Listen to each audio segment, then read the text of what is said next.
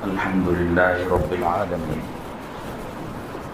والعاقبة للمتقين والصلاة والسلام على سيد الأنبياء والمرسلين سيدنا وحبيبنا وقدوتنا محمد بن عبد الله وعلى آله وصحبه أجمعين أما بعد. قال تعالى في كتابه المجيد والفرقان الحميد: أعوذ بالله من الشيطان الرجيم بسم الله الرحمن الرحيم إن الذين جاءوا بالإفك عصبة منكم لا تحسبوه شرا لكم بل هو خير لكم لكل امرئ منهم ما اكتسب من الإثم والذي تولى كبره منهم له عذاب عظيم. صدق اللہ العظیم. معزز حاضرین گرامی قدر اور پیارے نوجوانوں، سیرت رسول صلی اللہ علیہ وسلم کا ایک بڑا حصہ اللہ کے فضل سے پایۂ تکمیل کو پہنچ چکا ہے. سرکار دو عالم صلی اللہ علیہ وسلم کی حیات طیبہ کے مدنی دور کے 3 مرحلے ہیں. ایک مرحلہ وہ ہے جس میں سرکار نے ہجرت کے بعد مشرکین عرب سے مقابلے کیے، جیسے بدر ہے، احد ہے، احزاب ہے جس کو غزوہ خندق بھی کہا گیا ہے. یہ تمام غزوات مشرکین سے مقابلہ آرائی کے صفات رکھتے تھے. دوسرا دور ہے اہل کتاب یعنی یہودیوں سے مقابلے کا، جیسے بنو قینقاع، غزوہ بنو قینقاع، غزوہ بنو نذیر، اور اسی طریقے سے غزوہ بنو قریظہ، کعب ابن اشرف اور ابو رافع. اس طرح کے جو واقعات ہیں یہ سارے کے سارے اہل کتاب یعنی یہود سے مقابلے پر مشتمل ہیں. یہ دوسرا دور ہے. تیسرا دور وہ ہے کہ جس میں سرکار دو عالم صلی اللہ علیہ وسلم نے منافقین سے نمٹا ہے. حالانکہ اگر اس کو باقاعدہ دور نہ کہا جائے، نہ بھی کہا جائے تو بھی چلے گا، لیکن جس انداز میں تمام سلف نے سیرت کو مرتب کیا ہے، ترتیب دیا ہے، اس سے یہی چیز نکلتی ہے. اللہ کا فضل ہے کہ ہم غزوات میں مشرکین کا دور، یہود کا دور مکمل بیان کر چکے، اور اب یہ منافقین سے مقابلے کا بالکل آخری مرحلہ ہے. اس کے بعد منافقین مدینہ منورہ میں گلی کوچے میں بڑے رسوا ہوئی. آپ دیکھیں گے کہ خود ان کے اپنے بندے ان کو رسوا کرتے تھے. کل واقعہ افک کا ایک بڑا حصہ آپ کے سامنے عرض کیا جا چکا. حالانکہ پرسوں میں نے یہ آپ حضرات کو چیتاونی کہیں گے یا ہدایت دیا تھا کہ میں تفصیل کے ساتھ آج ہی بیان کر دوں گا، لیکن وہ مجھے مناسب نہیں لگا. تو 35 منٹ مکمل ہوئے تو میں نے اپنی گفتگو کو روک لیا. اب بس اتنا قصہ بچا ہے کہ سرکار دو عالم صلی اللہ علیہ وسلم امی جان عفیفہ کائنات سیدتنا عائشہ صدیقہ رضی اللہ عنہا کے پاس گئے اور جا کر کے فرمایا کہ عائشہ، اگر تم پاک ہو اور بے قصور ہو تو اللہ تمہاری براءت نازل فرما دیں گے، اور اگر تم سے کوئی گناہ ہو گیا ہے تو تم توبہ کرو، اللہ تمہاری توبہ قبول فرما لیں گے. امی عائشہ رضی اللہ عنہا نے اپنے والدین سے کہا کہ آپ ان کو کچھ بولو، لیکن یہ دونوں حضرات تو ظاہر سی بات ہے ایک عام امتی کا مقام رکھتے تھے، ابو بکر صدیق رضی اللہ عنہ اور ان کی اہلیہ، تو انہوں نے کچھ بھی بولنا ادب کے خلاف سمجھا اور وہ دونوں اٹھ کر وہاں سے چلے گئے. پھر امی عائشہ نے ایک تقریر فرمائی کہ تمہارے دل میں پروپیگنڈے کا ایسا اثر ہو گیا ہے کہ اگر میں اپنے آپ کو بری کہوں کہ میں اس معاملے میں ملوث نہیں تھی تو اس پروپیگنڈے نے تمہارے دل میں اتنی جگہ بنا لی ہے کہ تم مجھے جھوٹا مانو گے، حالانکہ میں پاک ہوں، بے قصور ہوں، واللہ بے قصور ہوں. اور اگر میں اقرار کر لوں تو تم اس کو فوراً تسلیم کر لو گے، چونکہ ایک بات تمہارے دل میں پہلے سے بیٹھ چکی ہے. یہ کہہ کر امی عائشہ وہاں سے اٹھ کر چلی گئیں اور دوسرے حجرے میں, دوسرے کمرے میں لیٹ گئیں. وہ فرماتی ہیں کہ اتنے جملے کہنے کے بعد میرے دل پر جتنی تنگی تھی اور بے قراری, بے چینی, ہمارے اس زمانے میں اسٹریس کہیں گے شاید, جتنی یہ کیفیت تھی, اتنا جملہ کہنے کے بعد میں بالکل سکون کی کیفیت میں چلی گئی اور وہاں سے اٹھ کر اپنے حجرے میں آ گئی اور آرام کرنے لگی. تھوڑی دیر کے بعد میرے گھر والوں نے دیکھا کہ رسول اللہ صلی اللہ علیہ وسلم پر وحی کے نزول کا آغاز ہو گیا. تو گھر والے بھی چوکنا ہوئے اور مجھے بھی محسوس ہوا کہ اللہ اب میرے بارے میں کوئی فیصلہ نازل فرما رہے ہیں. سرکار پر جب وحی نازل ہوتی تھی تو آپ کی یہ پیشانی پسینے سے عرق آلود ہو جاتی تھی, پٹ پٹ پٹ پٹ پٹ ایسے پسینہ ٹپکتا تھا, بدن پر کپ کپی ہوتی تھی. اور حضرت عمر رضی اللہ عنہ کی ایک حدیث ہے, وہ فرماتے ہیں کہ اگر وحی میں کوئی ڈانٹ اور عتاب کا مضمون ہوتا نا تو ہم سرکار کے آس پاس ایسی آواز سنتے تھے جیسے تم شہد کے چھتے میں بیٹھی مکھیوں کی بھن بھناہٹ سنتے ہو. مکھیاں کرتی ہیں نا ایسا, یہ اس طرح کی آواز. یہ اس وقت ہوتا تھا جب ایسا مضمون نازل ہو رہا ہو جس میں کوئی عتاب ہو یا ڈانٹ ہو یا خبردار کیا گیا ہو.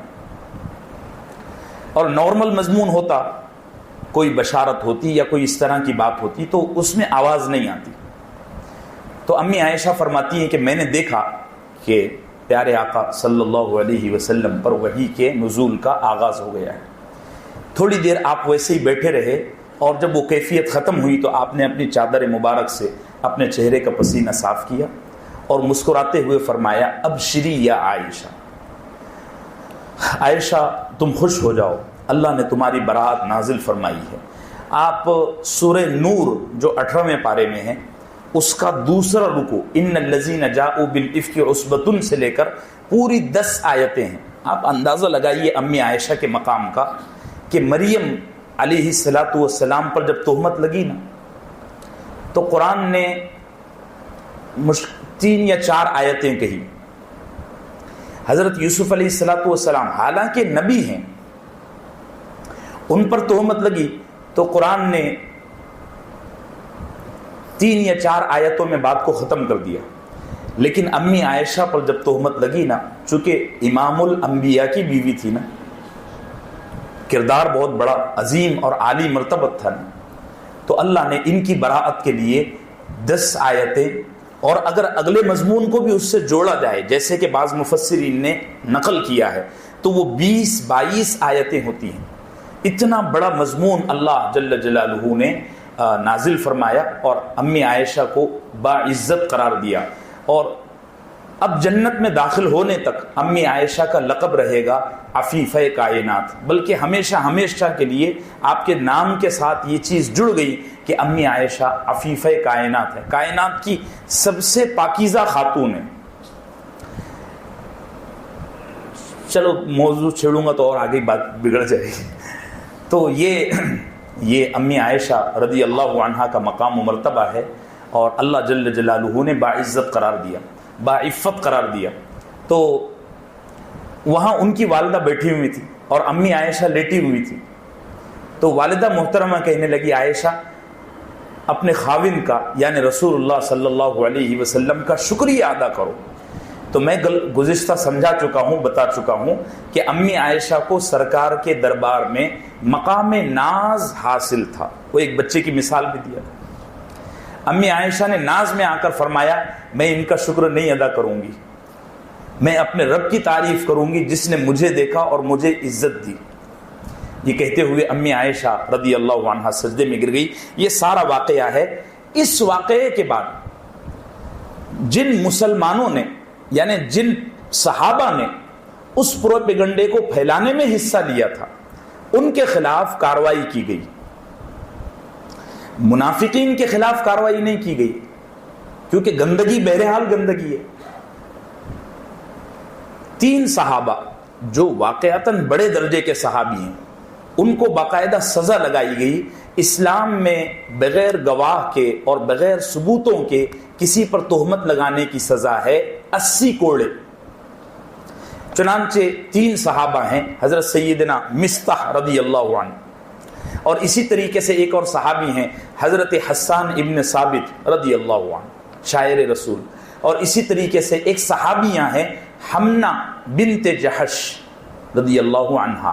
ان 3 حضرات کو بلا کر 80 کوڑے لگوائے گئے۔ اسلام میں یہ سزا ہے اور بہت بہترین سزا ہے، ایسے پھر کوئی ہمت کرتا ہی نہیں۔ اب ہمارے یہاں بھی ملکوں میں یہ نظام ہے، وہ مان ہانی کا جو کیس چلتا ہے وہ اسی ضمن میں ہے کہ اس زمانے میں 80 کوڑے ان حضرات کو لگائے گئے اور یہ قرآن کریم کے حکم کے مطابق ہوا۔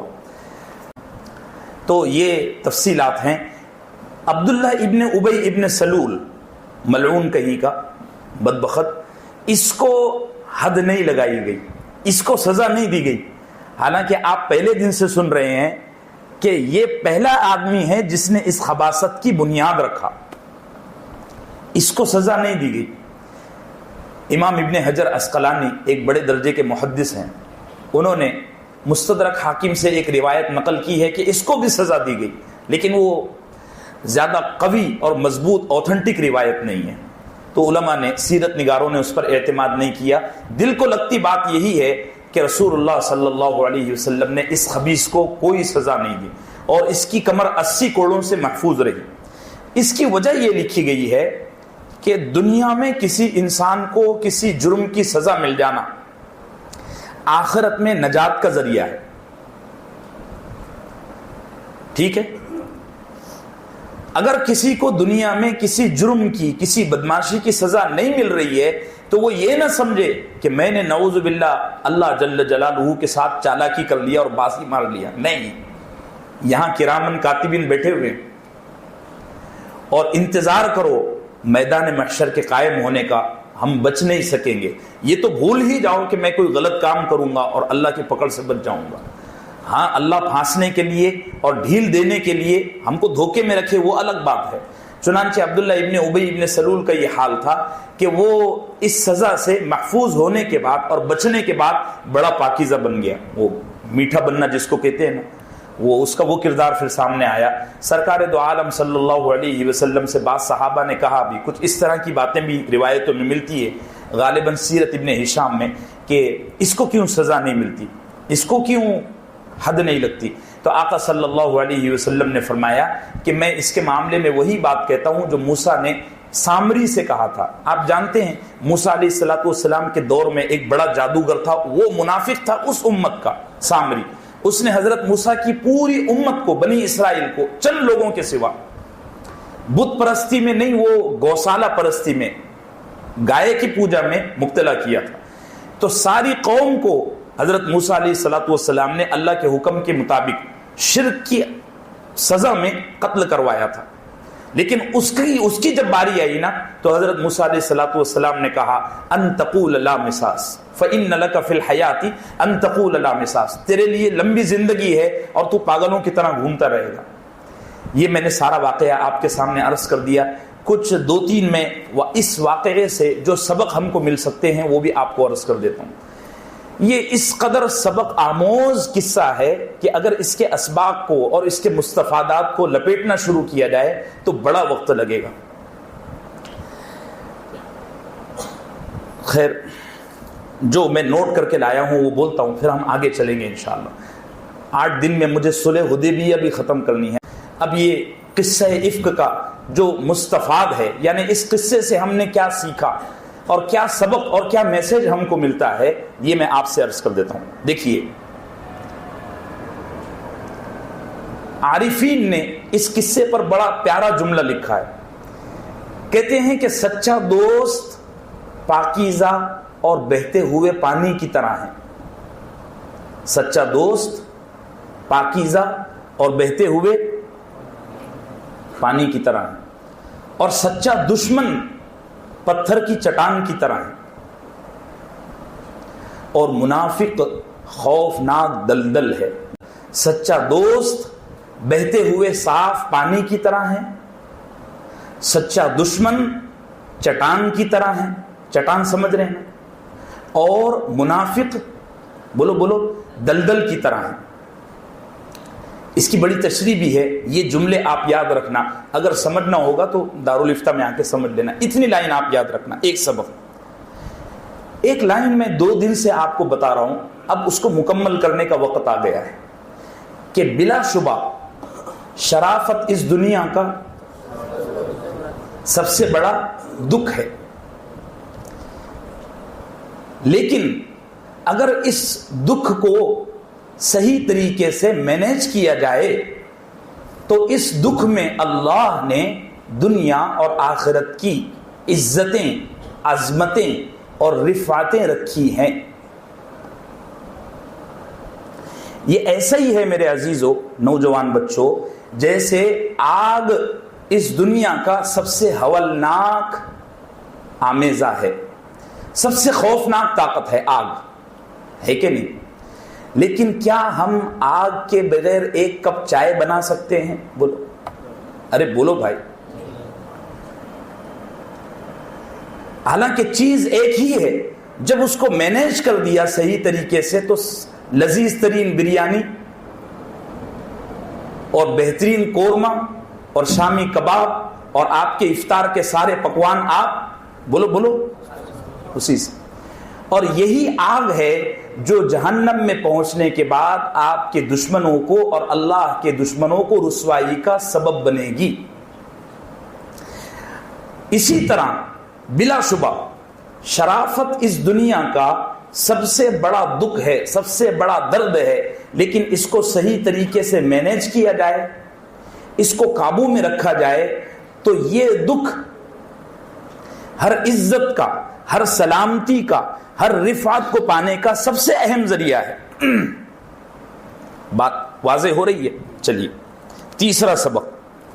انبیاء علیہم الصلاۃ والسلام کی سنت طیبہ ہے کہ وہ منافق سے الجھنے کے بجائے اس کو نظر انداز کرتے ہیں, اگنور کرتے ہیں.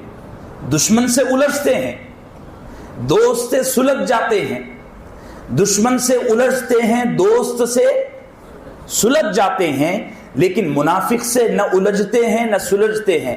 اس کے بارے میں کہتے ہیں ٹیک اٹ ایزی. کیا کہتے ہیں؟ بڑا پیارا جملہ ہے. جو دانا, جو حکیم, جو سمجھدار اپنے منافق دشمن کے بارے میں بار بار ٹیک اٹ ایزی کہتا ہے, اللہ اس کی زندگی میں اس کو ایک موقع دیتے ہیں کہ وہ اپنے دوستوں میں بیٹھ کر کہتا ہے انجوائے دا پارٹی. انگلش دیکھ رہے ہو آپ؟ ہاں, مجھے مذاق سمجھ کے رکھا ہے آپ لوگوں نے. جو اپنے منافق کے بارے میں اس کو سیرت سے پروف کروں گا, بڑی آپ کو لذت آئے گی. اور میں اس کو دلچسپ بنا کر اس لیے کہہ رہا ہوں کہ یہ نوجوان بچے, ہماری تو زندگی ختم ہو گئی, یہ نوجوان بچوں کا سارا سب باقی ہے ابھی, اور یہ مسجد اقصی تک جائیں گے انشاءاللہ. کو انشاءاللہ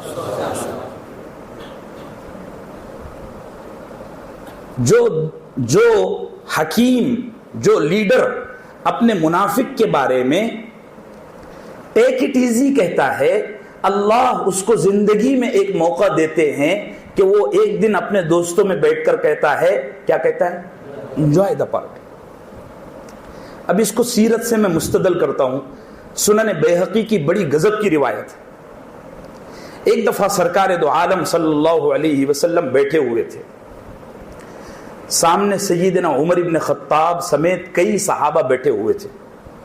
میں عمر ابن خطاب رضی اللہ عنہ کا نام اس لیے لے رہا ہوں کہ عمر ابن خطاب ان صحابہ میں سے ہیں جنہوں نے اس واقعے کے ہونے تک رسول اللہ صلی اللہ علیہ وسلم کو کئی بار کہا کہ آقا حکم دیں, ابھی اس کمبخت کی گردن اڑا دیں. بولا تھا کہ نہیں بولا تھا؟ لیکن آقا نے کیا کہا تھا؟ Take it easy. کیا؟ ارے بولو یار. عبد الرحیم صاحب صحیح تو کہہ رہا ہوں, میری انگلش آپ کی نظر کر رہا ہوں. آقا نے کیا کہا؟ Ignore this. یہ بھی صحیح جملہ ہے.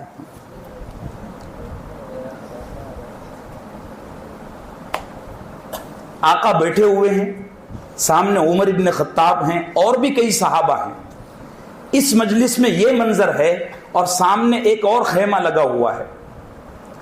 اس خیمے کا یہ منظر ہے کہ وہ عبداللہ ابن ابی ابن سلول جس نے میرے آقا کے دماغ کو بڑا ڈائیورٹ کیا، بڑی دماغی تکلیف پہنچائی، لیکن آقا نے کبھی اس کے خلاف سخت کارروائی نہیں کی. آقا جانتے تھے اگر اس کے خلاف سخت کارروائی کی گئی نا تو لوگ اس کے حق میں اٹھ جائیں گے اور آپس میں انتشار ہو جائے گا، اور یہ اس کی مرضی ہے. تو آقا نے اس کو تلوار سے، پھانسی کے پھندے سے، خنجر سے، تیر سے نہیں مارا، انتظار کیا، موقع کی تلاش کی، اور جب موقع آ گیا تو اللہ نے اسے ایسا رسوا کیا کہ میں وہ سنن کبریٰ کی روایت بار بار آگے بڑھانے سے پہلے باتوں میں الجھ جا رہا ہوں. عمر ابن خطاب بیٹھے ہوئے ہیں، سامنے کی مجلس میں عبداللہ ابن ابی بیٹھا ہوا ہے، اور اس کے خود اپنے بندے اس کو گالیاں بک رہے ہیں. کیا کہہ رہے ہیں؟ گالیاں بک رہے ہیں، برا بھلا کہہ رہے ہیں. تو اب آقا نے ماڈرن زبان میں کہو انجوائے دا پارٹی، حضرت عمر سے کہا تمہیں یاد ہے عمر تم نے مجھے کتنی دفعہ کہا تھا کہ آقا حکم دے میں اس کی ابھی گردن اڑا دیتا ہوں، لیکن میں نے اس وقت تم سے کیا کہا تھا؟ عمر ابن خطاب رضی اللہ عنہ نے کہا آقا آپ نے ہر دفعہ کہا کہ عمر چھوڑو جانے دو، ٹیک اٹ ایزی. اب دیکھو میرے دل کو اللہ کیسے ٹھنڈا کر رہا ہے کہ خود اس کی قوم اس کو میری نگاہوں کے سامنے ذلیل کر رہی ہے. عمر ابن خطاب سرکار دو عالم صلی اللہ علیہ وسلم کے دور بیٹھے تھے اور آقا اس طرح تھے. یہاں آ کر سر رکھا، عمر ابن خطاب کے بھی نصیب دیکھو، یہاں آ کر سر رکھا اور فرمایا یا رسول اللہ آپ کی حکمت اور دانائی کو ہم فقیر کہاں پہنچ سکتے ہیں.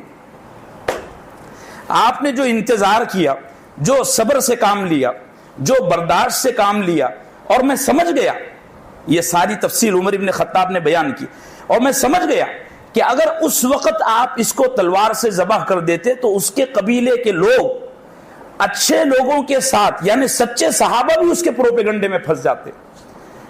1000 بار کی فرمائش آپ کو یاد ہوگا اسی قصے میں کہ خود اس کے بیٹے نے کہا تھا آقا حکم دو، کہا تھا کہ نہیں کہا تھا؟ یاد ہے نا؟ آقا نے کیا کہا تھا؟ نہیں بچے تیرا باپ ہے، عزت کر. تو خلاصہ کیا نکلا؟ جو آدمی منافق کے مقابلے کے لیے بار بار اگنور کرنے کا پیغام دیتا ہے، اللہ اس کی زندگی میں ایک وقت ضرور لاتا ہے کہ اس کا منافق دشمن اس کے سامنے رسوا ہوتا ہے. ایک سبق، کتنے سبق ہو گئے؟ 3. چوتھا سبق، ہاں اچھا کام کرنے کے لیے ذہنی طور پر تیار رہو، تم پر کسی بھی سمت سے کچھ بھی حملہ ہو سکتا ہے. نہیں تو چچا اچھا کام مت کرو، گھر میں بیٹھے رہو، چائے پیو، افطاری کرو، مغرب کے بعد سو جاؤ، تراویح پڑھو، گھر پر چلے جاؤ. آپ کو اچھا کام کرنا ہے تو آپ کو درد اور دکھ انتہا لیول کے سہنے پڑیں گے. بڑا پیارا شعر ہے میر تقی میر کا، کیا چکری گھمائی ہے اور کیا پرواز لگائی ہے. وہ کہتا ہے پھلدار کے نصیب میں ہے پتھروں کی چوٹ. یہ آم کا درخت ہے نا، یہاں یہ آم کے درخت پر جب ابھی بار آیا تھا نا تو اوپر سے بچے، نیچے سے نمازی، پیچھے سے BST والے اور سینکڑوں پرندے اس آم کے درختوں کا سر درد کر کے رکھ دیے تھے. اچھے اچھے معمر موقر معزز مسلی لمبی لمبی لکڑیاں لے کر ماشاءاللہ سبحان اللہ. اس کے بازو ایک درخت اور ہے، کیا تم نے کبھی دیکھا کہ اس کے سائے میں بھی کوئی کھڑا ہوا؟ نہیں نہیں نہیں. یہ نصیب اسی کا ہے جس پر پھل اگتے ہیں. تو شاعر کہتا ہے پھلدار کے نصیب میں ہے پتھروں کی چوٹ. یہ حوصلہ نہیں ہے، یعنی چوٹ کھانے کا حوصلہ نہیں ہے تو پھر بے ثمر رہو، کچھ کرو مت چچا، گھر پر آرام کرو، آپ کی ضرورت نہیں ہے. دارالعلوم دیوبند کے شیخ الحدیث ابھی مولانا قاسم صاحب ہیں، ابو القاسم، مفتی ابو القاسم صاحب ہیں. اس سے پہلے حضرت اقدس مفتی سعید صاحب پالن پوری رحمت اللہ علیہ تھے. ان سے پہلے مولانا نصیر احمد خان صاحب پٹھان تھے، بڑے جلالی بزرگ تھے، حضرت شیخ الاسلام کے شاگرد. انہوں نے اپنے ایک شاگرد کو ہانگ کانگ میں بخاری پڑھانے کے لیے بھیجا. وہ شاگرد نوجوان عالم تھے، زیادہ تجربہ نہیں تھا، لیکن علمی صلاحیت بڑی غضب کی تھی۔ وہاں گئے تو مدرسے والوں نے، اب مولویوں میں تو بہت حسد رہتا ہے، مدرسے والوں نے، بستی والوں نے، شہر والوں نے بڑی ان کے لیے تنگیاں پیدا کی۔ وہ بیچارے ایک دفعہ کسی طرح بھاگ کر ہندوستان آئے اور مولانا نصیر خان صاحب کے قدموں میں سر رکھ کے بہت رویا۔ حضرت نے فرمایا کیا ہو گیا؟ تیری ماں مر گئی، تیرا باپ مر گیا، کیا ہوا کیا؟ مدرسے والوں نے تجھے ڈنڈے مارے؟ انہوں نے کہا حضرت بہت ستاتے ہیں لوگ۔ مولانا نصیر خان صاحب کا وہ جملہ اور ان کا انداز مجھے آج تک یاد ہے۔ انہوں نے فرمایا بچے، عشق کرنا اور عاشقی کا سفر طے کرنا بچوں کا کھیل نہیں ہے۔ میں جو پچھلے 40 سال سے دیوبند کی مسند حدیث پر بیٹھا ہوں، ایسے ہی نہیں بیٹھ گیا۔ اگر تجھے یہ نہیں کرنا ہے تو جا گھر پر آرام کر، لوگ تجھے ستائیں گے۔ بات واضح ہو رہی ہے۔ میں یہ عرض کرنا چاہتا ہوں، آپ میں سے جو بچے زندگی میں کچھ بڑا کرنا چاہتے ہیں، تیار ہو جاؤ۔ آپ کو کس حد تک ستایا جائے گا، یہاں سے بھی وار، یہاں سے بھی وار، یہاں سے بھی وار، یہاں سے بھی، یہاں سے بھی، یہاں سے بھی، یہاں سے بھی۔ کیا زبردست جملہ مجدد الفسانی نے کہا ہے، میری طبیعت وجد میں آ جاتی ہے۔ کیا زبردست جملہ انہوں نے کہا ہے، اور واقعتاً الہامی جملہ ہے۔ وہ فرماتے ہیں کہ اللہ جب کسی بندے کے دل میں معرفت کے کھوٹے گاڑنا چاہتا ہے تو لوگوں کے ذریعے اس کے دل کو چھلنی کر دیتا ہے۔ ہاں، جب اس کا دل لوگوں کے تانوں سے، رشتہ داروں کی گالیوں سے، اپنوں کے تانوں سے، پتھروں سے، تہمتوں سے، الزامات سے چھلنی ہو جاتا ہے تو اللہ اس کے دل میں معرفت کی تنابیں گاڑتا ہے، اور پھر اس کی زبان پر حکمت جاری ہوتی ہے، پھر اس کی شخصیت سراپا نورانی بن جاتی ہے، اس کا ایک فیض ہوتا ہے۔ وہ جو بولتا ہے تو دنیا سنتی رہ جاتی ہے، وہ جس طرف دیکھتا ہے تو اللہ اس ویرانے کو سبزہ زار میں تبدیل کر دیتا ہے، وہ جس پر نظر ڈالتا ہے اس کی زندگی کے مقدر سنور جاتے ہیں۔ یہ کب ہوتا ہے چچا؟ گھر میں بیٹھ کے نہیں ہوتا۔ آپ پہلے دن نکلو گے اور لوگوں سے کہو گے کہ لوگ میرا اکرام کریں، میری عزت کریں، نہیں، یہ نہیں ہو سکتا۔ اللہ نے اس دنیا کا ڈیزائن ایسا بنایا ہی نہیں ہے۔ دیکھو میرے پیارو، ابراہیم کا باپ، یوسف کا بھائی اور ہمارے نبی کا پورا قبیلہ، چند لوگوں کے علاوہ، لوط کی بیوی، نوح کا بیٹا، یہ سارے کے سارے اپنے ماں باپ، بہن بھائی، نبی جیسوں کو دیکھ کر بھی نہیں سدھرے، الٹا ستانے کا کام کرتے رہے۔ درس قرآن میں سیرت ابراہیم کا ایک ایک پہلو آپ کے سامنے بیان کر چکا ہوں۔ باپ نے کیا کیا ستایا۔ نمرود لرز گیا، لیکن باپ کہتا رہا نہیں بیٹا تو جھوٹ ہے، تو نبی وہ بھی نہیں ہے، اور ایک اللہ نام کی کوئی چیز نہیں ہے، جن مورتیوں کو میں نے ہاتھ سے بنایا وہی دنیا کی حقیقت ہے۔ ہاں، خلاصہ کیا نکلا؟ اچھا کام کرنا ہے تو ستم سہنے کے لیے بولو تیار رہو۔ ہاں، اور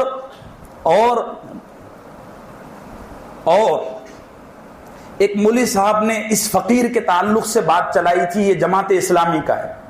میرے اساتذہ کو اللہ جزائے خیر عطا فرمائے، مجھے اپنے بارے میں بھی کچھ کہنے کا حق ہوتا ہے بھائی۔ ہاں، ایک مولوی صاحب نے میرے بارے میں بات چلائی تھی، یہ کوئی 7-8 سال پرانی، یہ جماعت اسلامی کا ہے، حالانکہ جماعت اسلامی والے بھی کوئی کافر نہیں ہے، ایک مکتب فکر ہے۔ میں بڑا غمگین ہوا، اپنے استاذ کے پاس گیا، جا کر ساری کیفیت عرض کی۔ حضرت نے فرمایا بیٹا دیکھو، وہ مولوی صاحب کے پاس جاؤ، حیثیت ہو تو ان کو کچھ ہدیہ دو، اور ان سے کہو کہ میں اس انتظار میں حضرت بیٹھا تھا کہ آپ مجھ پر یہ الزام لگائیں گے کہ میں یہودیوں کا آدمی ہوں۔ بات سمجھ رہے ہیں؟ واضح ہو رہی ہے؟ ہاں، نیک کام آپ کیا سمجھتے ہو؟ 5 ٹائم کی نماز پڑھ کے مسافے کر کے آپ نکل جائیں گے؟ نہیں، چھوڑ دو، پھر شراب پی کر نالی پر پڑے رہو۔ میں یہ نہیں بول رہا ہوں، کوئی یہ نہ بول دے مولانا نے فتویٰ دے دیا، یہ ایک میں یہ تحدیداً کہہ رہا ہوں۔ لیکن اگر اچھا کام کرنا ہے، اپنے سینے کو چھلنی کرنے کے لیے پھر تیار رہو، اور یاد رکھو دکھ مت پالنا۔ تمہارا باپ، تمہارا بیٹا، تمہاری بیوی، تمہارا بھائی، تمہاری ماں تمہاری مخالفت پر اتر سکتی ہے، اگر اچھا کام کرو گے تو ہمت کے ساتھ میدان میں اترو، ورنہ چچا تمہاری ضرورت نہیں ہے. 2 ٹائم کی روٹی کماؤ اور 2 ٹائم کی روٹی کھاؤ، ہضم کرو، بتی بجھاؤ اور سو جاؤ. کہاں گئے تھے؟ کہیں نہیں. کیا لایا؟ کچھ نہیں. یہ ہوئے واقعہ افک کے کچھ موٹے موٹے اسباب. انشاءاللہ مجھے امید ہے اس مجلس کی ایک بڑی خصوصیت یہ بھی ہے کہ اس میں نوجوانان امت مسلمہ ہوتے ہیں. تو میں آپ حضرات کا ایک طرح سے برین واش بھی کر رہا ہوں کہ آپ زندگی میں کبھی پیچھے نہ ہٹیں. آپ کو ایک طریقے سے موٹیویٹ بھی کر رہا ہوں کہ آپ زندگی میں کسی معاملے میں پیچھے نہ ہٹیں. لوگ بولتے رہیں گے، یہ دستور ہے. انبیاء کو لوگوں نے چھوڑا نہیں تو ہم کیا چیز ہے بھائی؟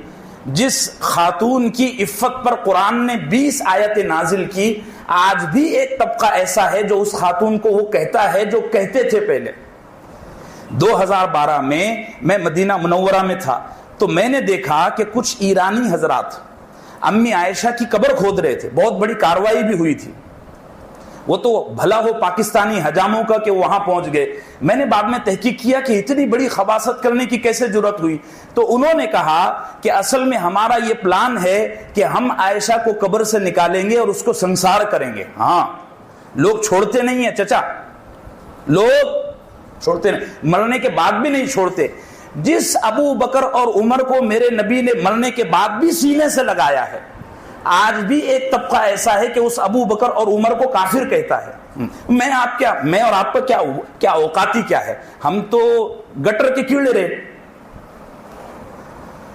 تو ہمت کر کے ذرا میدان میں اتریں، ورنہ فضا خراب نہ کریں. جہاں سے آئے تھے وہیں چلے جانا ہے ایک دن. ٹھیک ہے میرے عزیزو، آئیے اب یہ وقت ہو گیا ہے 2-4 میں غزوات اور سریات کے سلسلے میں آپ کو باتیں عرض کر دوں. یہ اس کے اسباب تھے اہم نوجوانوں کے حساب سے. باقی واقعہ افک پر لوگوں نے بہت کچھ لکھا ہے، ساری باتیں نقل کرنا اس مجلس کے لائق نہیں ہے سب چیزیں. اب آئیے، غزوہ بنو مستلق کے بعد 4 سریے ہوئے. پہلا سریہ ہے سریہ بنو کلب. بنو کلب ایک قبیلہ تھا مدینہ منورہ سے قریب. سرکار دو عالم صلی اللہ علیہ وسلم کو پتا چلا کہ وہ اہل مدینہ کے خلاف کچھ سازش کر رہے ہیں. تو آقا صلی اللہ علیہ وسلم نے ایک دن ظہر کی نماز کے بعد حضرت سیدنا عبد الرحمن ابن عوف کو بلایا. ان کے سر پر اپنے دست مبارک سے عمامہ بانا، ان کے چہرے پر ہاتھ پھیرا اور ان کو ایسے سوارا جیسے تیری شادی کے دن تیرا باپ تجھے سنوارے گا. سو رہا ہے اتنا بیٹھ کر. اب شادی کا ذکر آ گیا نا، دیکھو کیسا خوش ہو گیا. تو آقا صلی اللہ علیہ وسلم نے سیدنا عبد الرحمن ابن عوف رضی اللہ عنہ کو عصر کی نماز کے بعد بلایا، ان کو سنوارا اور فرمایا کچھ لوگوں کو بنو کلب لے کر جاؤ اور بڑے پیارے طریقے سے ان سے لڑو، اور اگر ان پر غالب آ جاؤ تو ان کا جو بادشاہ ہے اس کی بیٹی سے نکاح کر لینا. عبد الرحمن ابن عوف سے فرمایا رضی اللہ عنہ. حضرت عبد الرحمن ابن عوف رضی اللہ عنہ نے چند صحابہ کو ساتھ لیا اور بنو کلب گئے. وہاں گئے تو 3 دن تک ان کو دعوت دی اسلام کی کہ لوگو اسلام لا لو، لا الہ الا اللہ کا اقرار کر لو، نبی صلی اللہ علیہ وسلم کی نبوت کی گواہی دے دو. انہوں نے پہلے تو انکار کیا اور ان میں کے کچھ نوجوان جوش میں باہر تلواریں لے کر نکلے بھی، لیکن مقابلہ نہیں ہوا. 3 دن کے بعد ان کو اللہ نے شرع صدر عطا کیا اور ان سب نے اسلام قبول کر لیا. ان کو یاد آیا سرکار کا پیغام کہ مجھے تو سرکار نے یہاں دلہا بنا کر بھیجا تھا. بادشاہ سے ملاقات کی اور فرمایا جس نبی کی نبوت کا تم اعتراف کرتے ہو اسی نبی نے مجھے یہاں یہ بول کر بھیجا تھا، تمہاری کیا مرضی ہے؟ تو انہوں نے فرمایا جی نہیں دوستی اگر رشتے میں بدل جائے تو کیا ہی اچھا. اپنی بیٹی ان کے ساتھ بھی آ گئی. یہ اتنا سا واقعہ ہے. دوسرا سریہ ہے سریہ بنو سعد. بنو سعد ایک قبیلہ تھا اور یہ قبیلہ پورے عرب میں جانوروں کے نام سے جانا جاتا تھا. بہت زیادہ ان کے پاس جانور تھے. ان کا مسئلہ یہ تھا کہ یہ یہودیوں کو اور مشرکین کو جانوروں کے ذریعے آدمیوں کے ذریعے کمک پہنچاتے تھے. کمک مطلب مالی تعاون، بندوں کے ذریعے مدد کرنا.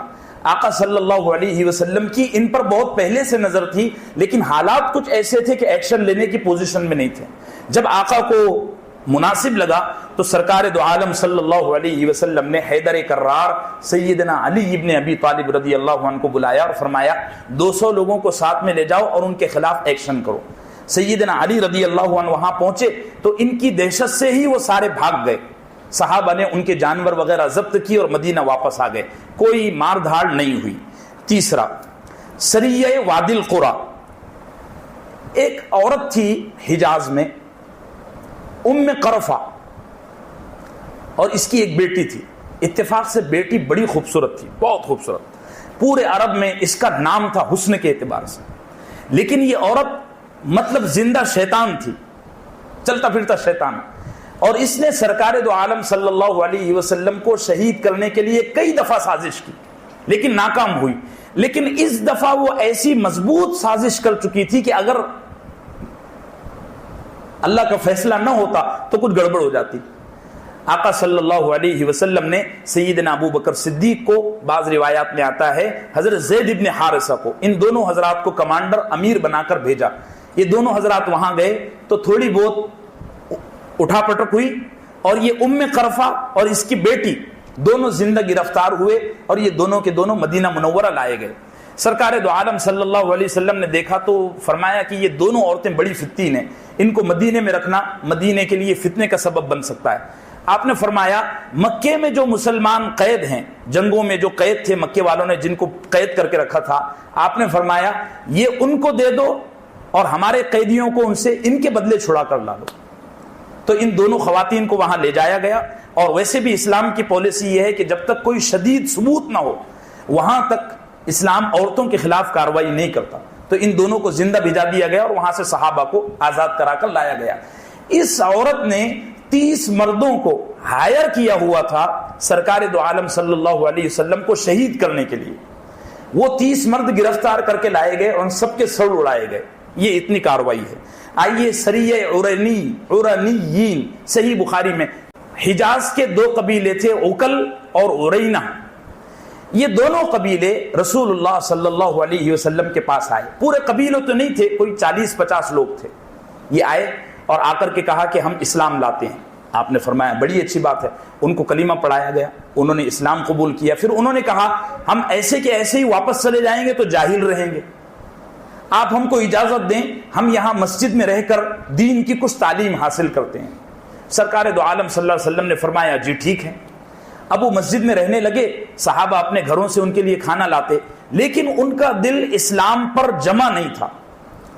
اور میں ایک روایت آپ کو پچھلے سال سنا چکا ہوں کہ مدینے کی یہ خاصیت ہے کہ جس کا دل اسلام پر نہیں جمع ہوتا، دل کے اعتبار سے جس کا دل اسلام پر جمع نہیں ہوتا، اس کو مدینے کی آب و ہوا راس نہیں آتی۔